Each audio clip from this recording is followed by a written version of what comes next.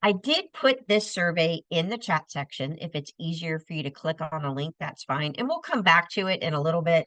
Just thought, we usually take a little time at the beginning to wait for people to join and all that. So if you didn't, I'm clicking over to the next slide. So I don't want you to panic.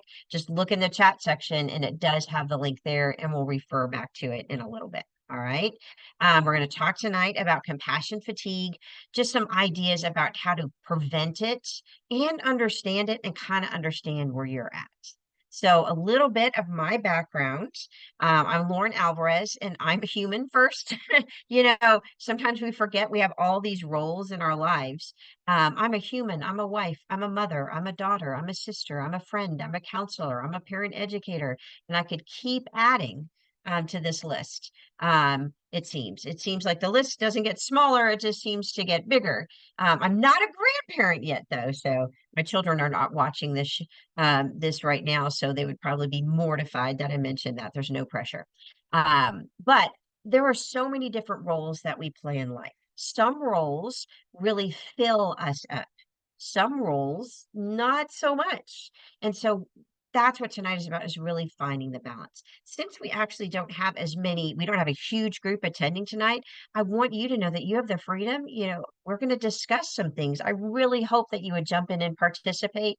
If you're too nervous, you don't have to turn your camera on. You can just turn your microphone on to chat. But I think it's always nice and really helpful for other people to realize, hey, we're not alone. We have similar struggles. Or sometimes it's that thing that someone else says that can really resonate with us, and really connect with us. So compassion fatigue, I'm in a counseling field. So I get to do some amazing fun things. One of my favorite things to do as a school counselor is go in and do my monthly guidance lesson. So we've been talking about kindness this month, and we have a kindness calendar, and I'm teaching them about how kindness is good for them and for their brain, and teaching them about brain chemistry. It's so fun to know that I'm having such a positive impact. But I get to deal with the tough stuff too. I get those phone calls. I make those DHS reports. I'm helping families who are really struggling, and kids who are really hurting, and the families that are hurting with them. So that when we are in a field where we're not all by ourselves and we're having to help others, we need to really be mindful of, how am I doing? I cannot take care of others if I can't take care of myself. So compassion fatigue is this situation where you have not been able to kind of maintain your own personal balance while caring for others. And as a result, you become physically and emotionally drained. But sometimes stress is such a nonstop daily part of our lives that it almost becomes our normal, to where someone else looking in would be like, how in the world are you doing all of this? And for us, we've been doing this for so long that it actually feels normal.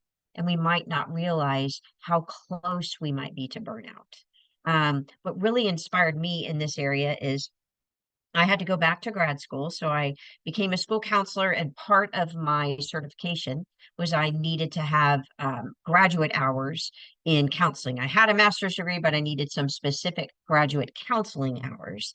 And so I jumped back into grad school, and, I'm a total nerd, absolutely loved it. And in a lot of my classes on learning to be a therapist, and a lot of my classes, we were talking about surveys that we could do with clients or people that we were helping, self-care surveys and compassion fatigue surveys, and trauma and ACE surveys, and all sorts of different things. So part of our program involved doing the surveys too. And now I'm a very kind, compassionate helper. I thought I was doing great until I took some of the surveys, and I went, oh my goodness, I didn't realize how stressed out I was, because it had been my normal for so long that I was so used to treading water in a toxic stress environment that I didn't realize that it could be anything different. I didn't have the self-awareness to know how close I was to burnout. And if I became burned out as a counselor or a parent educator, that was definitely going to trickle down into my ability to be a wife, a mother, a daughter, a sister, and a friend. All of these parts of our lives are not just little, doors that we open and close. It's an integrated part of who we are. So that's what I like about this compassion fatigue survey is it actually gives you a number. It gives you a starting point.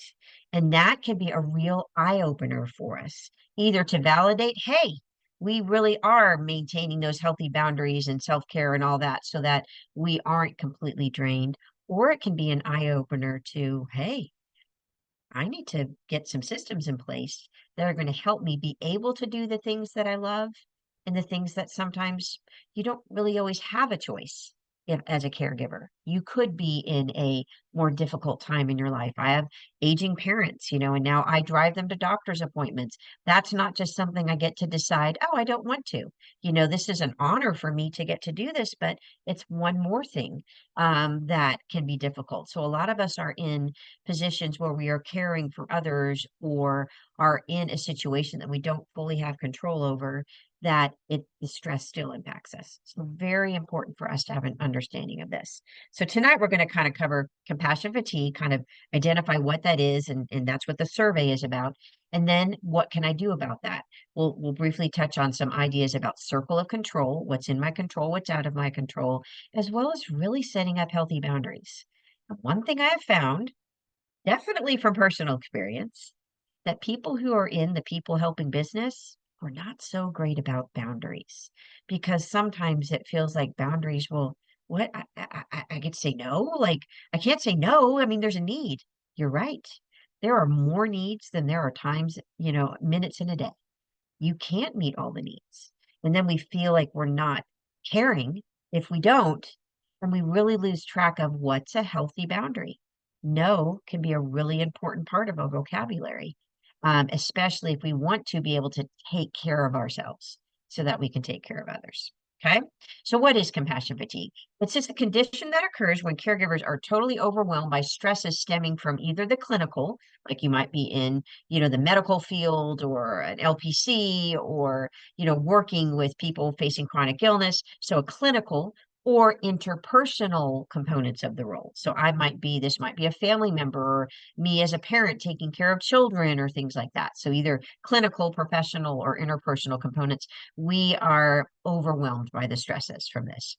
Compassion fatigue is often referred to as the cost of caring for others and their emotional pain, resulting from our desire to help relieve others' suffering. And sometimes there's a cost to that. Caregivers often experience what's called secondary trauma, which is referred to as the cost of caring. So someone else might have trauma, and while I'm helping them with their trauma, I kind of get that secondary exposure to it. This can be really difficult. I know for me, some of the stories I've heard children share, some of the DHS reports I've, had to make as a mandated reporter as an adult, some of the clients that I've met with as an LPC. Those are things that you have to be very careful to not take all that with you. But there's some secondary trauma you can't avoid when you hear the stories. Your work is meaningful and necessary, but if we're not careful, it can lead to emotional exhaustion. And that's what's referred to, you might have heard it as burnout, but another term would be compassion fatigue. And then here's the tricky part. Then we feel overwhelmed with guilt because we don't want to help. But man, if I was a good person, I would want to help and I should want to help and I should have a good attitude about that. That word should is full of shame. The guilt of not wanting to help when we reach that point that we're burned out, it's almost like, well, I'm saying no, but now I feel terrible that I said no. It can be a vicious cycle. The expectation that we can be immersed in suffering daily and not be touched by it is as unrealistic as expecting to walk through water and not get wet. That's a wonderful quote. Of course, it's by Dr. Naomi um, I'm not quite sure how to say her last name, Dr. Naomi Raymond.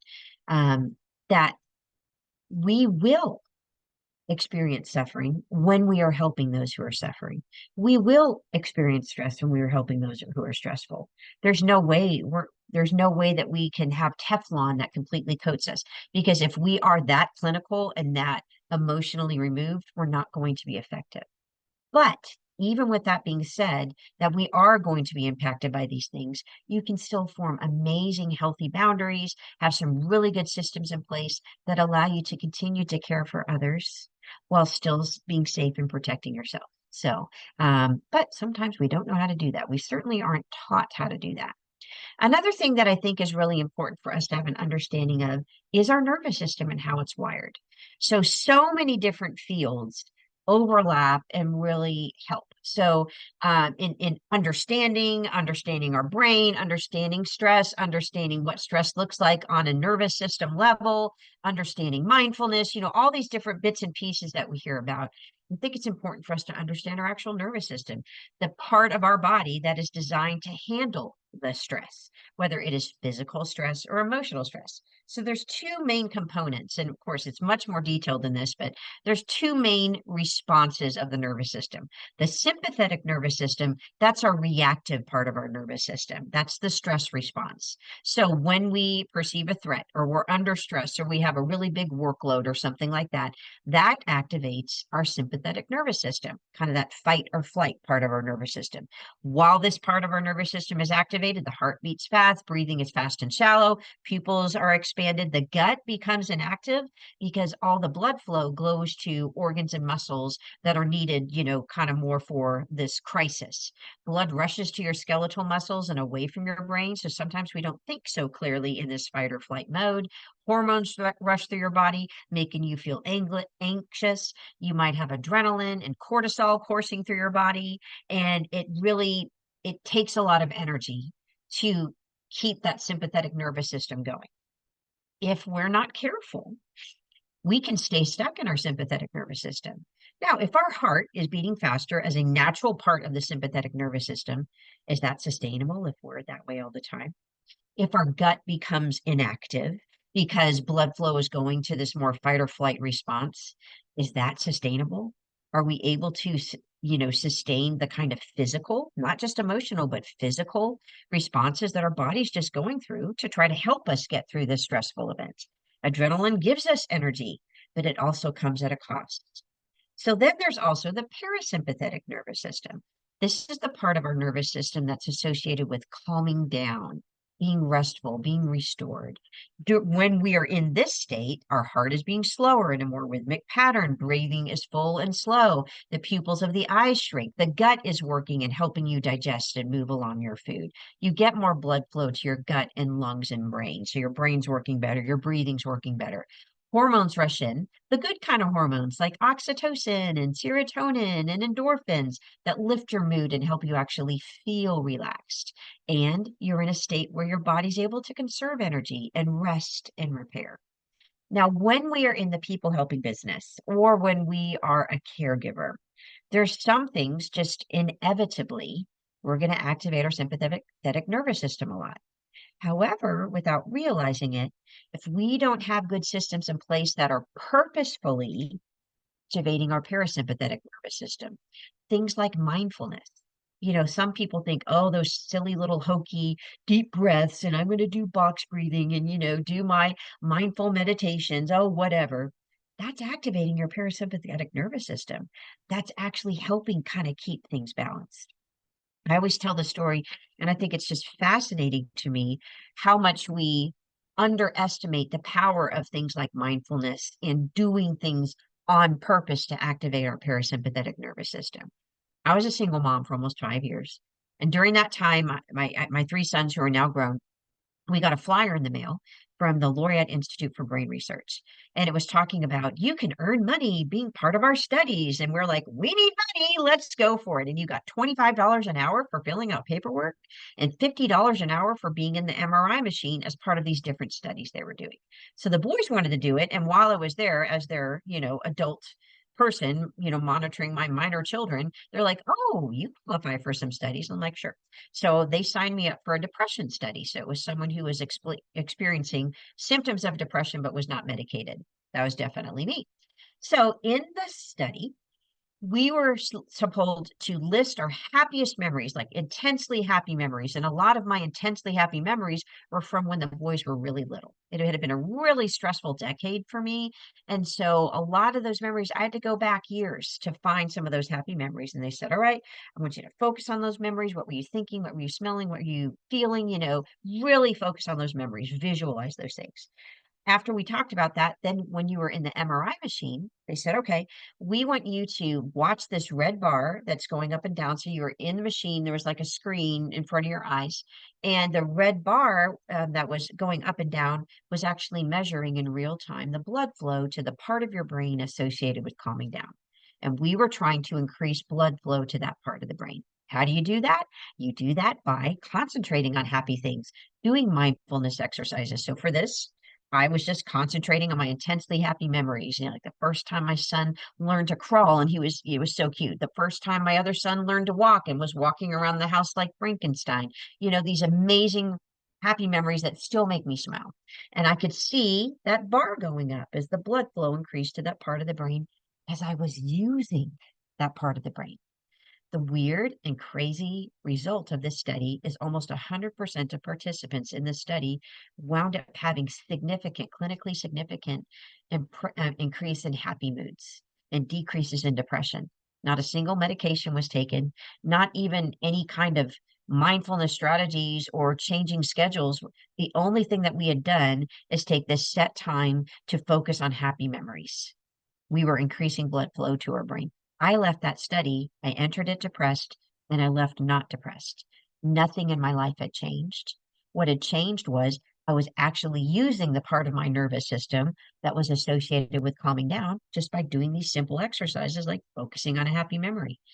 It's a kind of thing where you can train your brain to calm down. So when we talk about strategies for helping you with compassion fatigue tonight, I'm not just talking about, oh, go eat a perfectly healthy meal and get your 10 hours of sleep and all that kind of stuff. These are simple, concrete things that you can do that force you to utilize your parasympathetic nervous system. That's already there waiting to be used.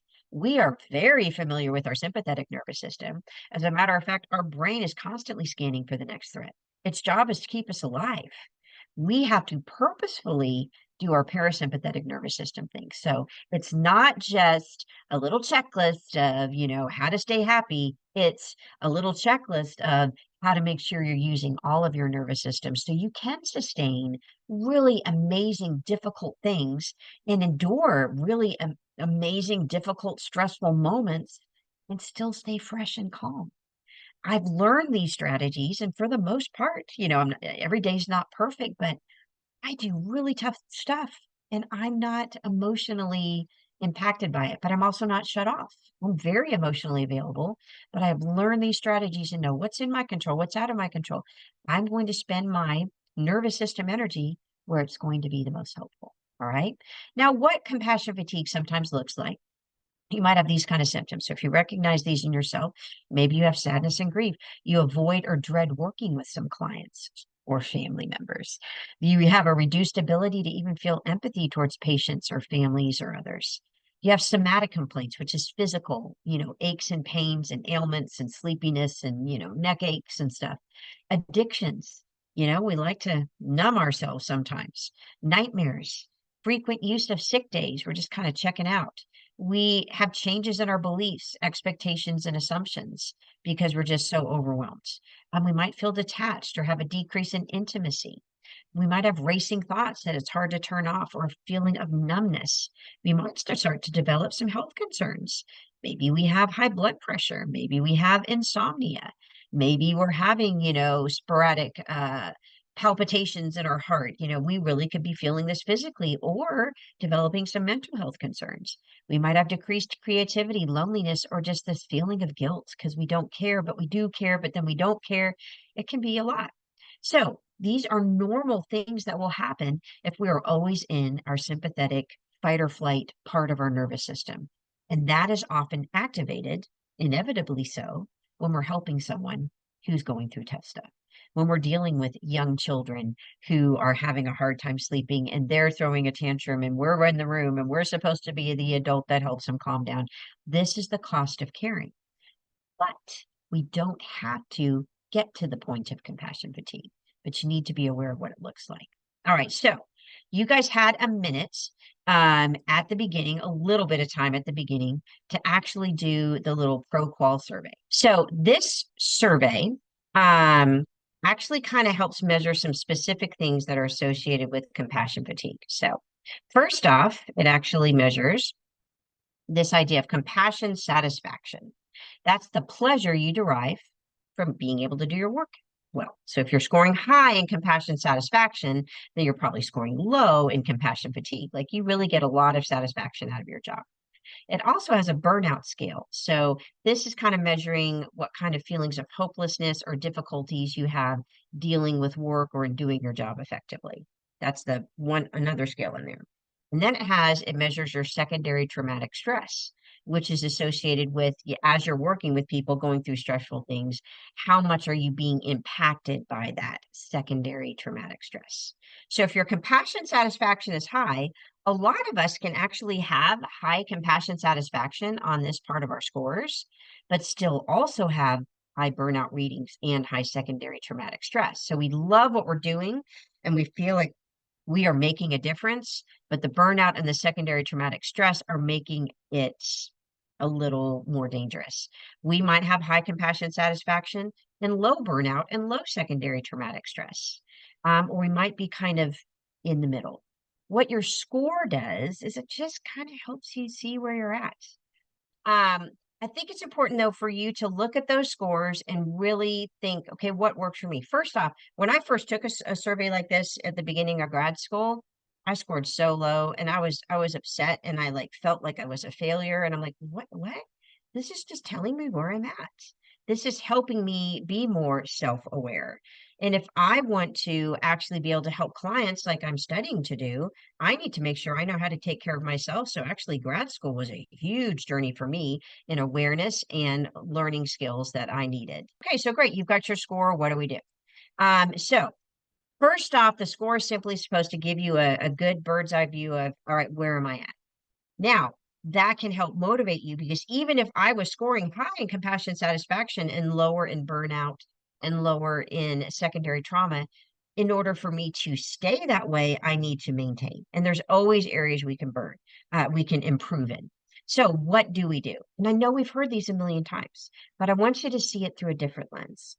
I want you to see it through how can I take care of my parasympathetic nervous system, the part of my body associated with calming down? How can I do that better? This is for you. You do tough stuff. You are making a difference. How can I keep making a difference? So things like eating well-balanced meals, what a difference that makes. I never realized how much your blood sugar has an impact on you until I developed type 2 diabetes. And it's like, I thought I was stressed out. No, my blood sugars were in the hundreds, and I, even now, if I'm going to eat a cookie, I'm like, is it worth it? Because I will pay for it. Like, I don't feel good afterwards. So even though it feels really great for that minute that I'm chewing it up, is it worth it? No, I don't want to be tired later. Eating those well-balanced meals, getting enough sleep is huge. Your brain is a supercomputer. Your brain needs minutes to turn off. And if I'm not getting enough sleep, my brain still doesn't get to turn off and like stop doing its job. So it still has to take all this information that's coming in from the outside and from inside my body and make some good sense of it. And it can't do its job very well if we're not getting enough sleep. If you struggle with falling asleep, there's some really good things like progressive muscle relaxations. There's actually a Headspace channel on Netflix, and I'm going to put that in the chat section. The Headspace channel on Netflix is fantastic. On Netflix. They have some helping your body fall asleep episodes literally that you can listen to. So many great things out there. Exercising because that releases a lot of the adrenaline and cortisol that our bodies will build up and store when we're using in stress mode.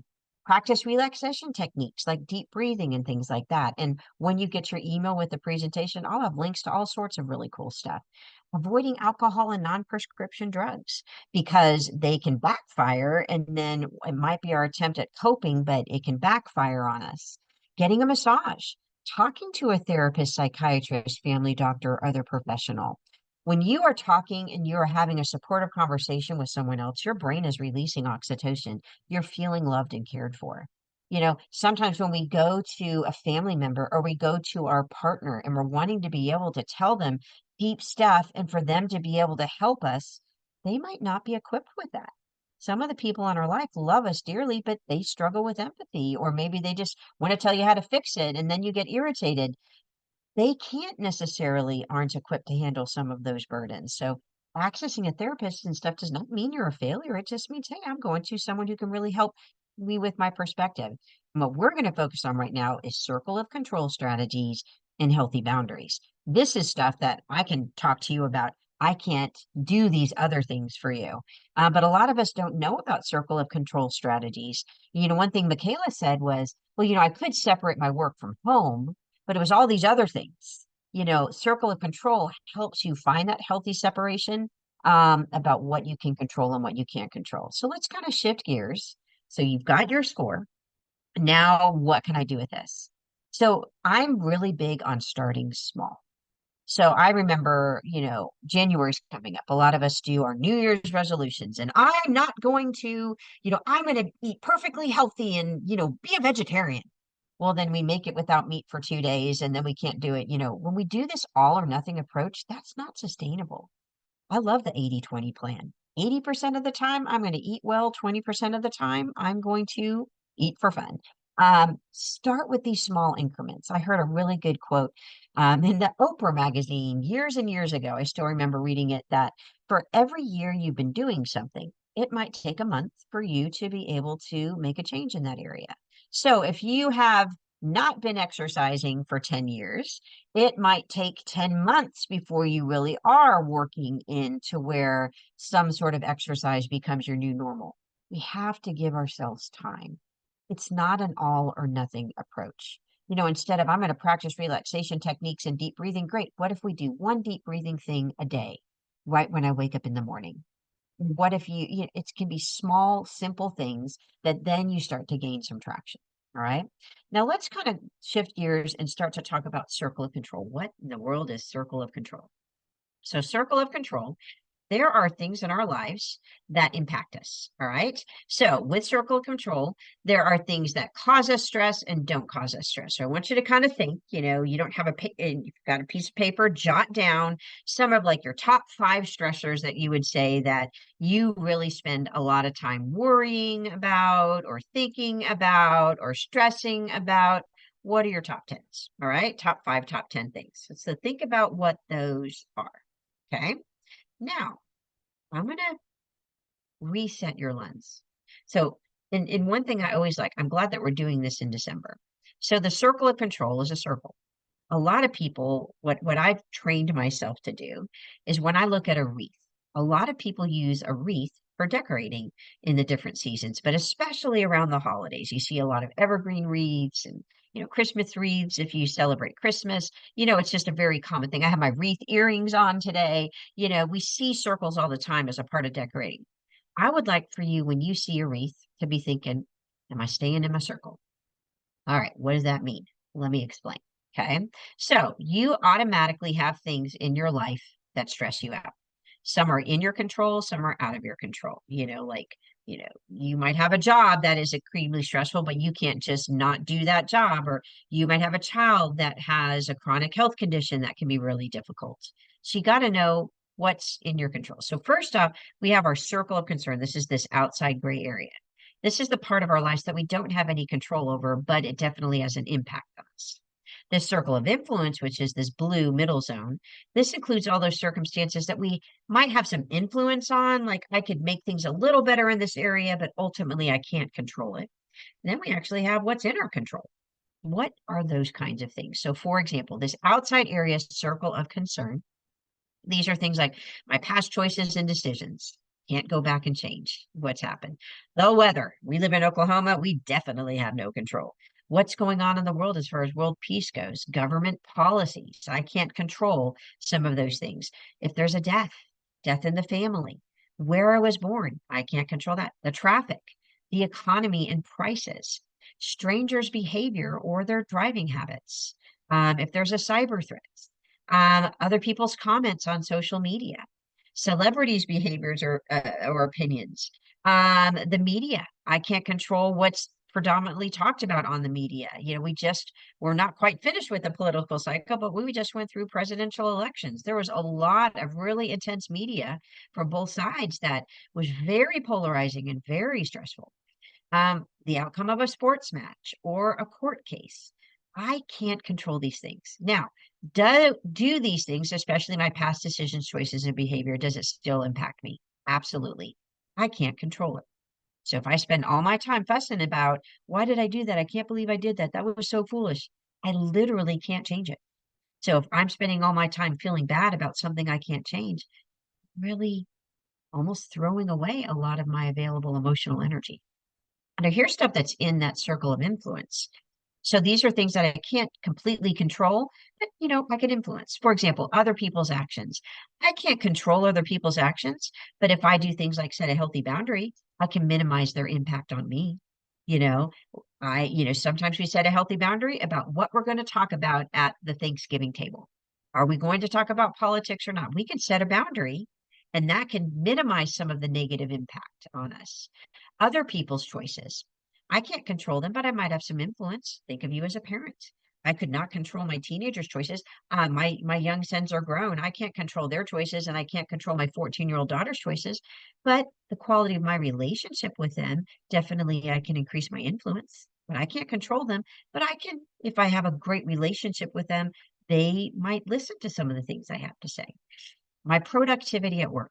I'm a school counselor. My work can be interrupted anytime, any moment, and I never know. However, if I do things like keep a list, have things prepared, it does increase my productivity. Whether or not people like me, can't control it, but how I treat other people could influence whether or not they like me. My children's future. This is a tough one. We will stress and worry and freak out and fuss. Well, what's going to happen? I have no control over that. I can have influence on my relationship with them, but that's all I can do. Where I work, sometimes I don't get to decide, but I can definitely, sometimes changing, like even Michaela, you changed a job because it wasn't working for you. I stopped doing a job because I couldn't maintain balance with that job and my full-time school counselor job. How much my partner loves me. Can't control it, but definitely I can work on communication and understanding and those things. Whether or not I get promoted, again, I can't control that, but my work productivity and the kind of stuff that I do at work might increase the chances. My reputation, again, can't control it, but I can choose to engage in behaviors that wouldn't make people maybe come up with a different kind of reputation. Who follows me on social media, my commitments. Again, some things I have are obligations. I can't just decide I'm not feeding my family. We have to eat. But, I can say no to things that aren't important. And other people's thoughts. These are all things that I can't control versus what can I actually control?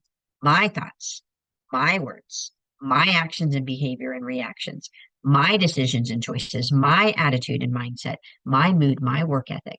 That's what's actually in my control. So here's where I want you to take a second. All right, so thinking about the things that you stress about all the time, your top five, your top 10, where does that actually fit in this? Are you stressing about things and thinking about them a lot or talking about them a lot, venting about them a lot, things that are actually in this gray area, this part that I have zero control over? Are you kind of stuck where I'm in this circle of influence where I'm like, well, it's not in my control, but you actually do have some influence. My kid's behavior is not in my control.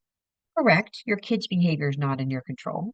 But maybe if we worked some more structures into our day, maybe if we started bedtime 30 minutes earlier, I could maybe have some influence on that.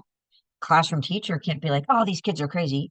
Yes, you can't control the kids that are in your classroom, but if you don't have any classroom management structures or clearly defined expectations and procedures, then it's going to be a lot worse than if you actually have some clearly defined expectations and procedures. So we can't just throw up our hands and say, like, it's out of my control. Is it still in your influence, though? Are there little things that you could adjust that might improve this for your benefit? Or is it actually in your control? You can answer that question. I can't answer that for you. Can we be honest with ourselves? It's super easy to vent about all this stuff that's out of our control. But if I am constantly talking about things that aren't even in my control, my brain, the way my brain is wired, is for everything I'm complaining about or fussing about or talking about or focusing on. my brain, my sympathetic nervous system reacts in a way that as if it's actually happening and I have control over it. So it stays in this fight or flight, fight or flight, fight or flight over something I literally can't control. So I am keeping my brain in a reactive state over something that I could stay in a reactive state 24 hours a day and it's not going to make any difference in this area. I'm literally giving myself away for something that has no return. Now, where should I invest my time? In the things I have influence on, increase my influence, learn skills, learn strategies, whatever it is, and on what's actually in my control. My thoughts, my feelings, my behavior, when I choose to go to sleep, how often I choose to pick up my phone.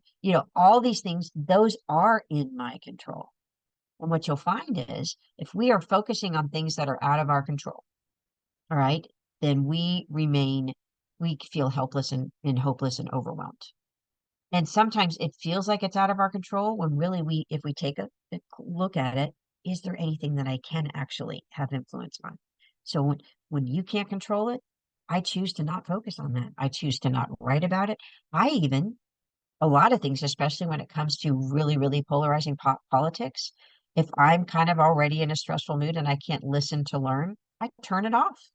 It's not helping me and it's something I can't control. So I'm not going to get myself upset by listening to things that upset me. I'm not being ignorant. I'm just choosing how am I going to focus my time? When we can't change our circumstances, don't invest your energy in that. We have the capacity to make adjustments in our schedule. Make adjustments where they count, whether that's your behavior, your thinking, little areas for self-care. That's what actually matters that you have control or influence over, really changing our attitudes about problems we have no control over. Michaela, you mentioned co-parenting. So many times, we want to focus and stress and stress and stress about what the other parent's doing and da da da da, when really, I can't change what they're doing. I can improve the quality of my communication. I can choose what to let go of. I was a co-parent and still am a co-parent, although the boys are grown, but we had that single parenting, co-parenting, blended family, co-parenting, all the things. And it's hard. But, when I actually shifted my attitude, I'm like, I'm not going to worry about what's going on over there because I can't change it. I'm going to work on my relationship with my kids. I'm going to work on my home environment and making it the most peaceful and calm and restorative as possible. I'm going to work on my bedtime routine so my kids are getting enough sleep. I'm going to work on quality of my relationship with them so that when they need me, I'm emotionally available. I'm going to work on my time management so that I'm not wasting time in these areas so I have time and energy left over for them. When I made that shift, it was like none of my life changed, but all my energy level changed. These things, what's in my control, what's not in my control. Sometimes seeing a therapist helps you realize, like, changes our perspective about what's in our control and what's not in our control. Make those adjustments. Expectations. Try to have realistic expectations. Be picky about your schedule and your logistics. Plan for how things are going to work for your needs. It's okay to say no. Support, connect to your village. Surround yourself with people who are actually building you up and support you. Mindfulness.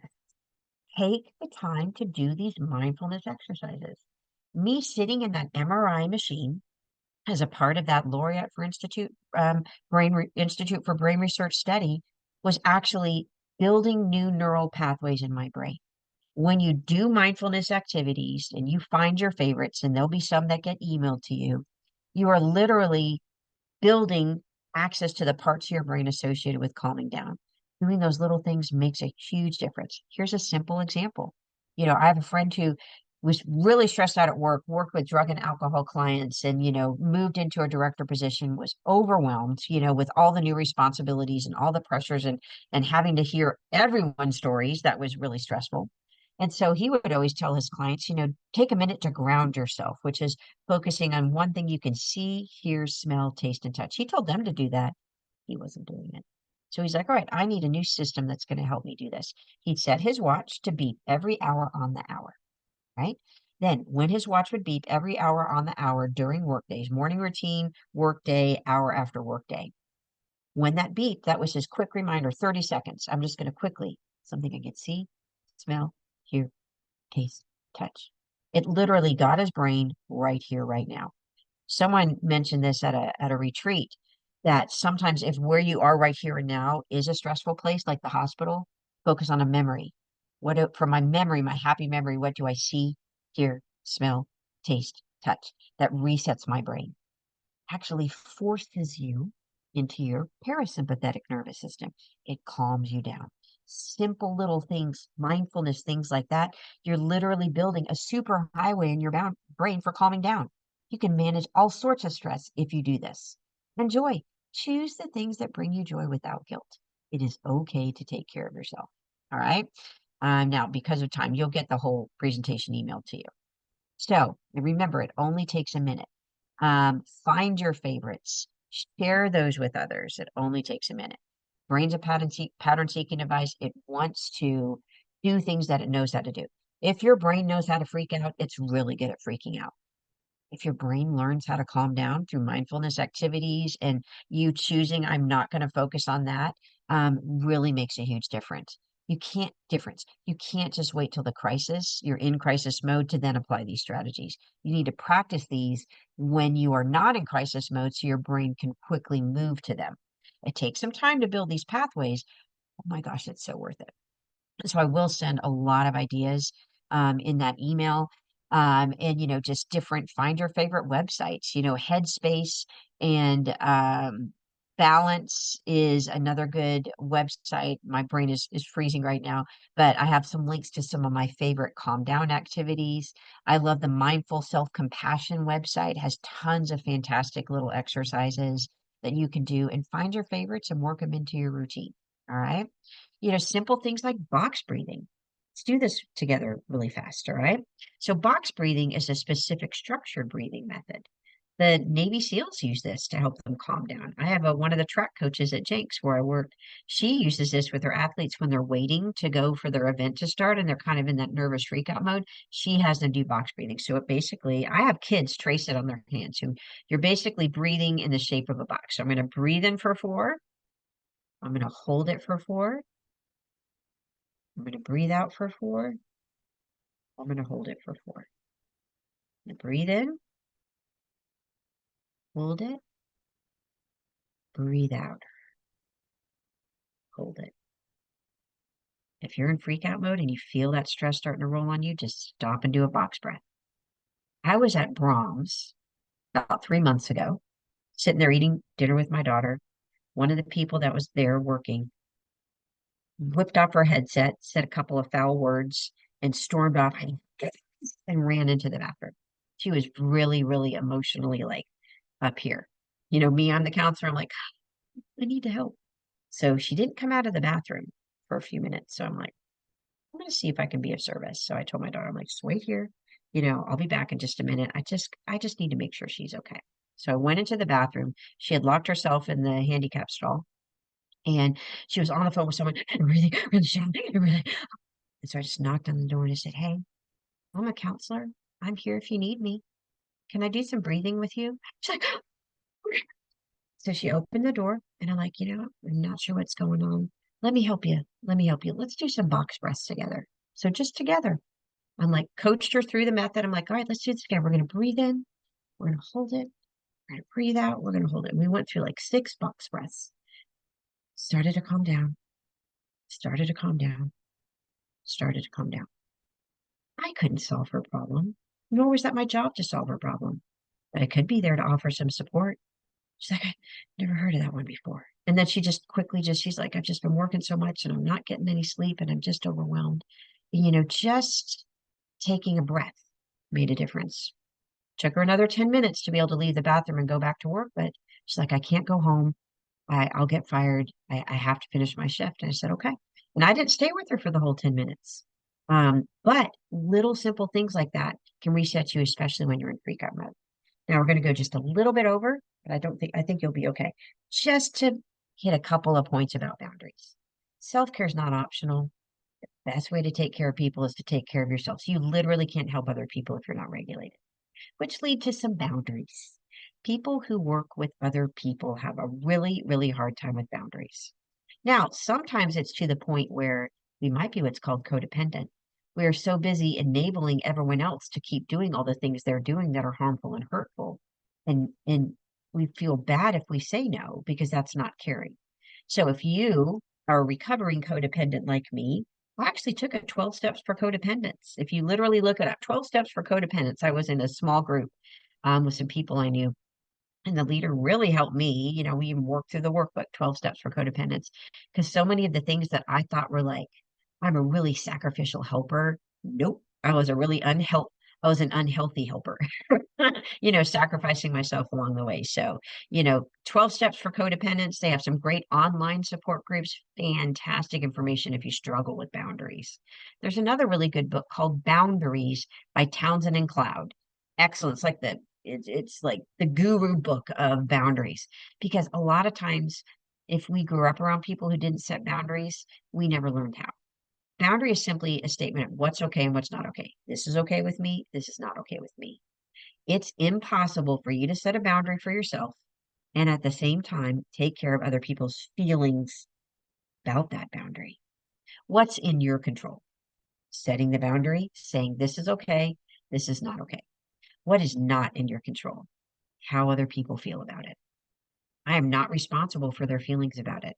And to be honest, if we're having to set boundaries with people, they're probably not going to like it. So you are not responsible or able to set a boundary and at the same time take responsibility for other people's feelings about it.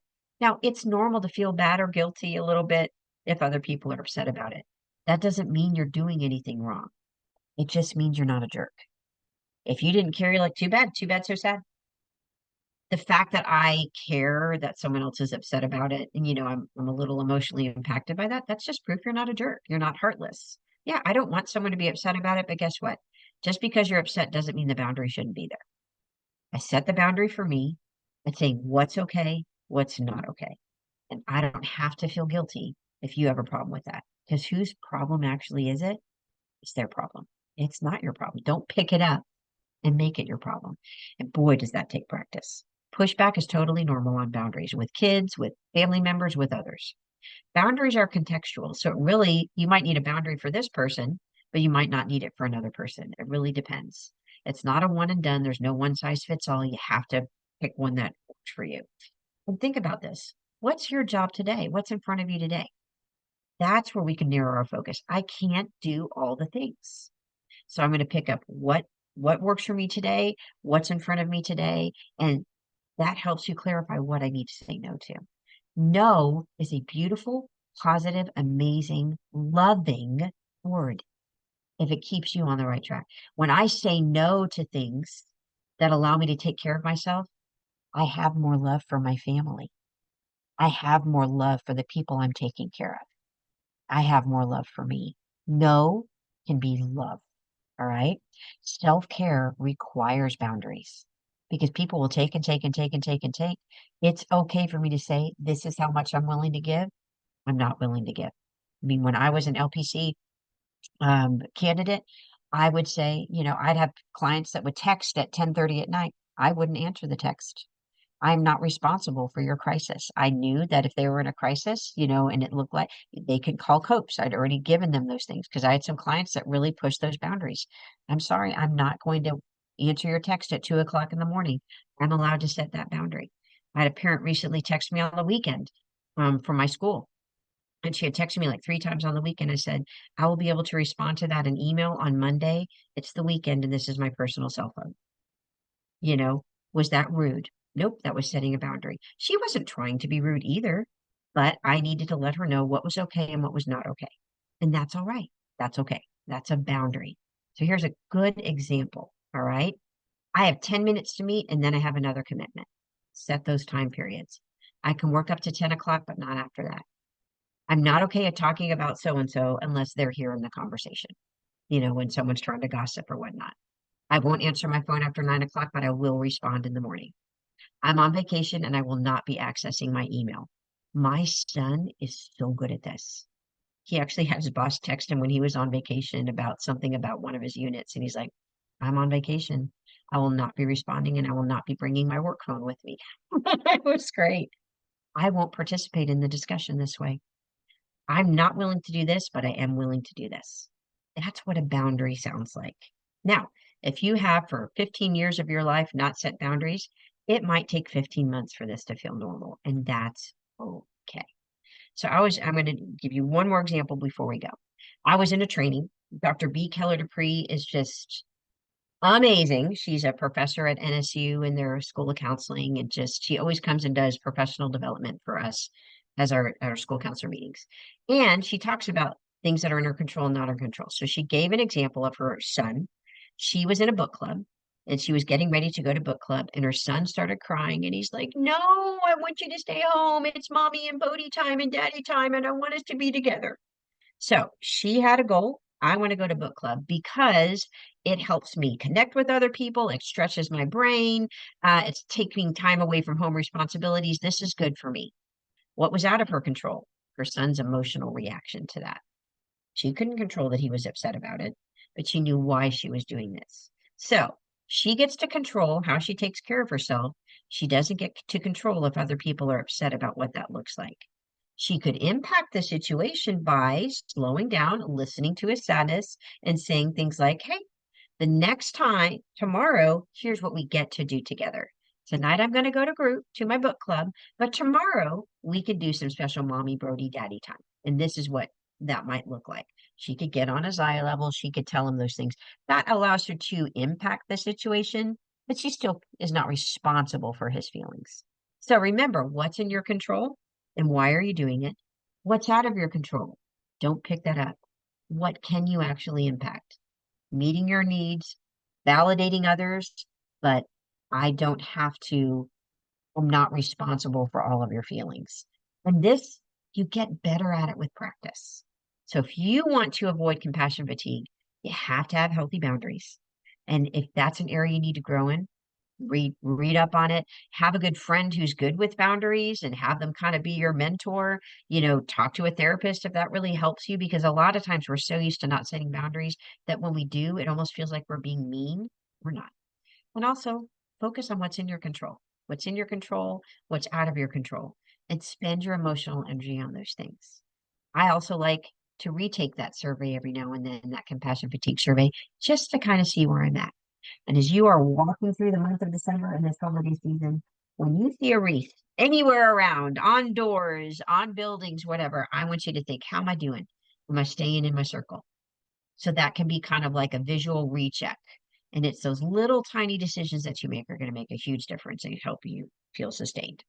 There are some great upcoming Oklahoma Family Network events. And remember, they also have a YouTube channel. So if you go to YouTube and do the Oklahoma Family Network, they have all sorts of video recordings of past guest speakers, some of the classes that I've done for them, tons and tons of great resources, and some great events that they are doing.